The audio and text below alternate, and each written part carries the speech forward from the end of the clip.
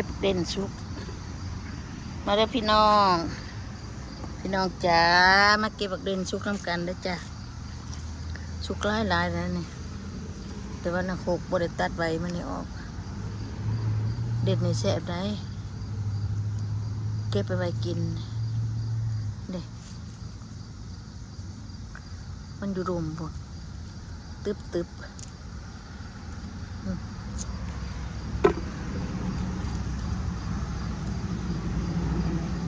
เฮียไปเลยไปพ่วงเลยเอ้ยเฮียไปพ่วงก็เอาไปพ่วงเด็ดหน่อยจะไปการกิน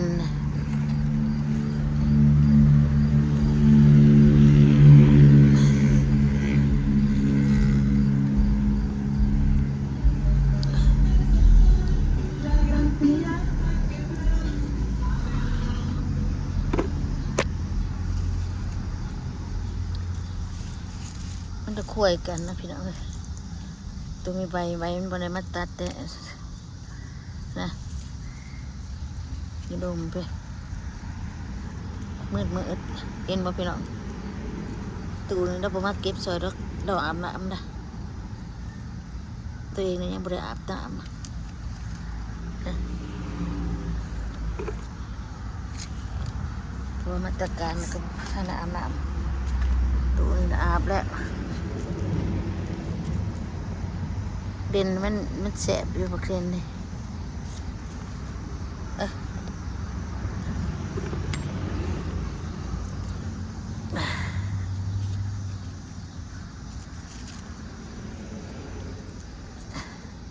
มันเป็นหลายๆนะพี่บอก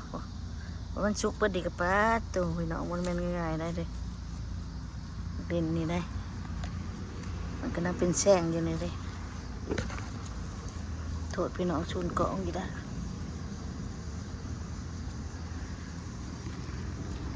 เบี้ยมันเกิดขนมกับป้าไว้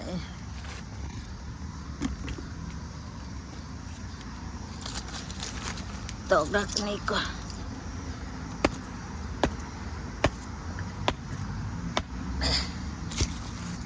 เก็บน้ำกันพี่น้องเด้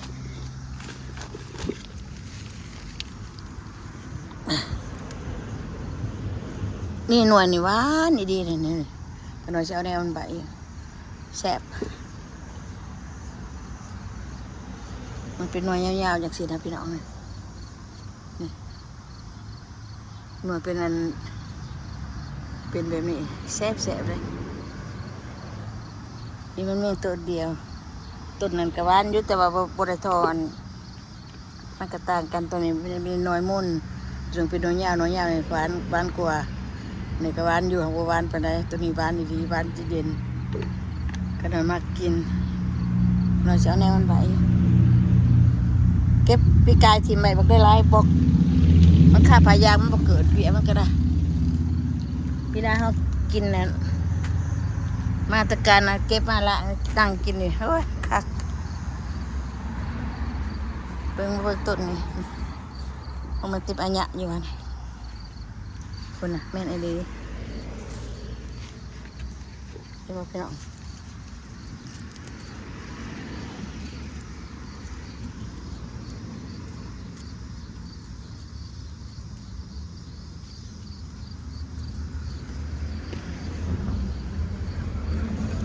ได้เลย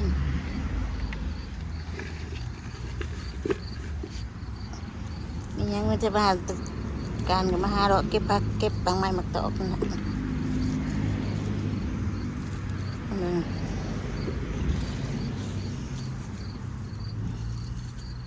มากินมักเด่นก็มากินหวานบางไม้ธรรมชาติบริสุทธิ์สัง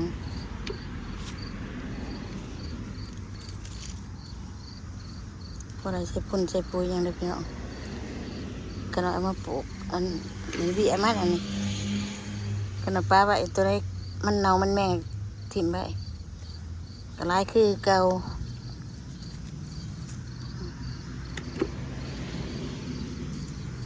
เห็นปะ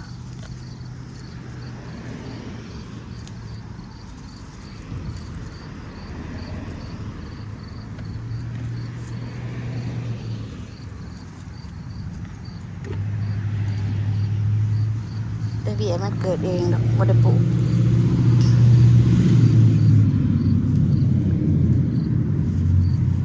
เบี้ยมันก็เกิดแต่บอนใดมันเป็นคุ้มมีดินธรรมดาเลยนะคันมันเป็นพายางมันก็สิบ่เกิดดอกก็น้อยก็คูว่ามันบ่เกิดค่าพายางตัวใดมันเป็นปองบนเฮาขุดคุ้มขุดยังสิเกิดอยู่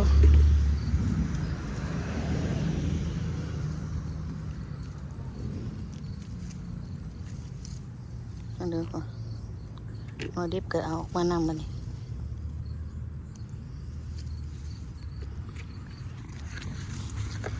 ส่งคนมาพุทธละบาเด้อทางในบ่มาเก็บแล้วเน่ามีแนวกินกับหวานหวานก็มีหมดมีหยังมากินคือกันนอกจากมาเก็บเรื่อยๆ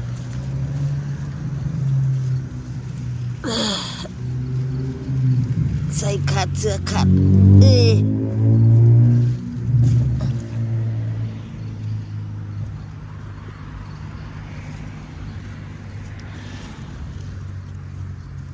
ยังบ่ทันสุกปานใดมาพี่น้องมาเก็บกันน้อยใหญ่น้อยน้อยก็สุกเบิดแล้วจ้ะ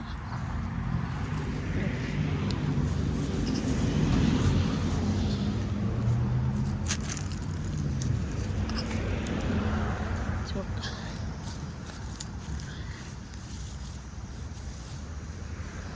นู่นเลยกองอาญะ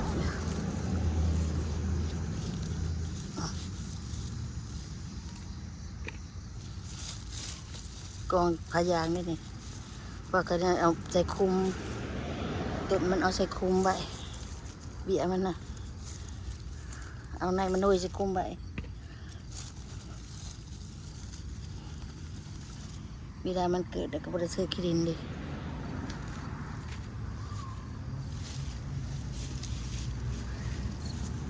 เก็บอันนั้นชุกเราเหือมาเปล่าเก็บหรอก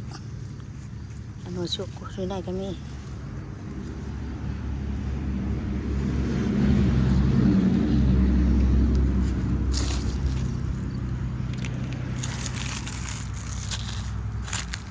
กระบอกต้นนี่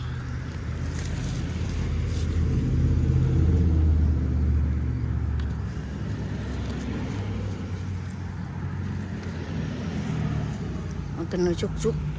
ๆมันเลยว้าว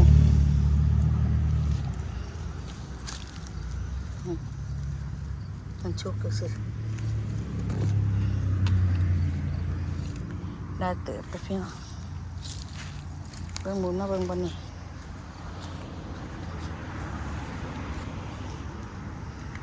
เต็มเบิดนะใช่เห็นสีแดงๆใช่ไหมใช่ไหมคือว่าท่านชุบว่ะ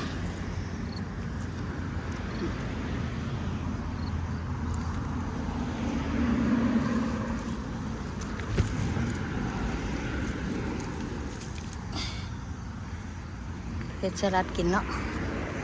ตัวในนี่แซ่บได้พี่น้อง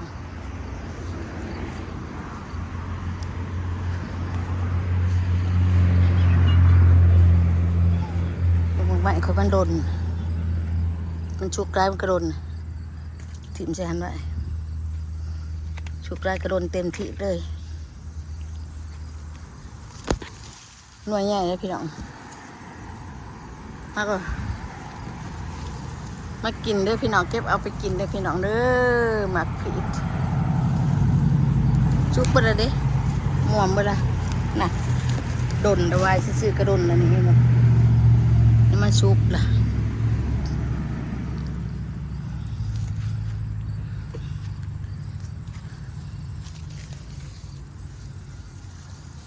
ชุบไปแล้วนี่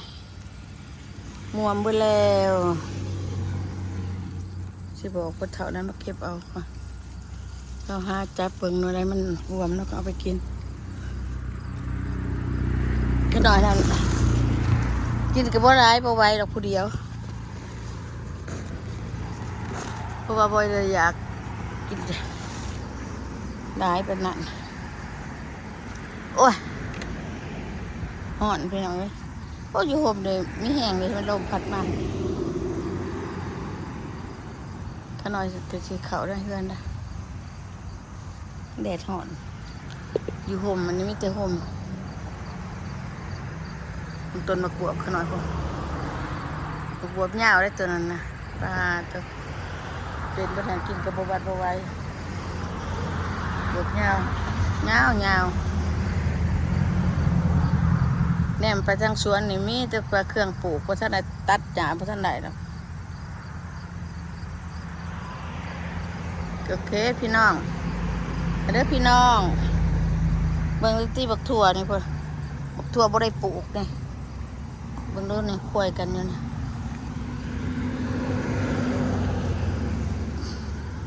ที่ได้กันมันดกดิดแต่มันเป็นอันนี้มันบ่ได้มีขางเด็ดถิ่ม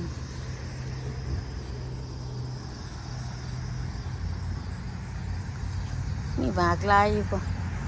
ถ้าพอได้เก็บดอกก็เก็บกันดอกเดี๋ยวในเรือนกันยังมีอยู่บางแง่โดนได้ขี้ดินนะนะคะเป็นนะ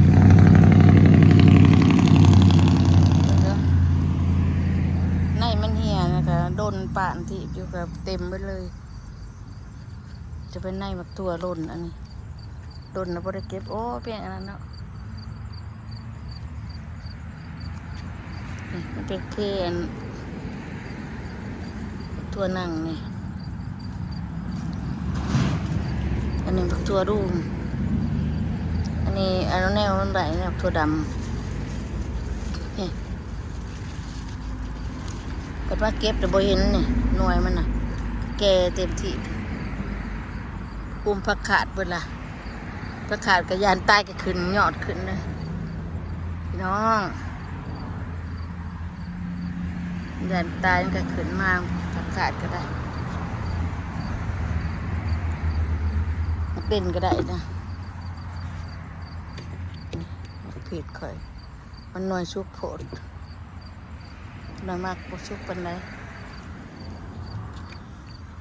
โอเคพี่น้องจะกลับเข้าไปในเรือนนะมันหอน